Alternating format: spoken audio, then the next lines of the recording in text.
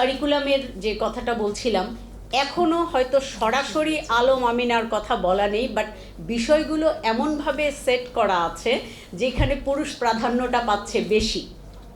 একটা গল্প দেয়া আছে, সেই গল্পের মধ্যে ছেলেকে উল্লেখ করা আছে।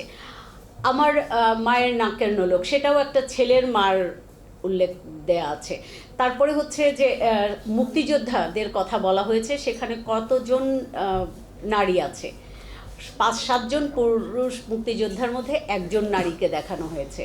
একটা গল্প তৈরি করে দেয়া হয়েছে, সেখানেও দেখা যাচ্ছে যে ছেলে মেয়ের কোনো ভূমিকাই নেই, কিন্তু ছবিটা আছে ছেলের। তো এই যে জায়গাগুলো প্রতি মুহূর্তে দেখানো হচ্ছে যে প্রায়োরিটির জায়গাটা ছেলেদের, এই জায়গাগুলো থেকে আমাদেরকে সরে আসতে হবে, এবং এইগুলো যখন উপস্থাপন করা হয় সেই জায়গাগুলোও আমাদের একটু নির্দিষ্ট করে দিয়ে দিতে হবে যে ছেলে মেয়ের আলাদা জায়গাটা শুধুমাত্র বায়োলজিক্যালি, কিন্তু সামাজিকভাবে প্রত্যেকের দায়িত্ব সমান।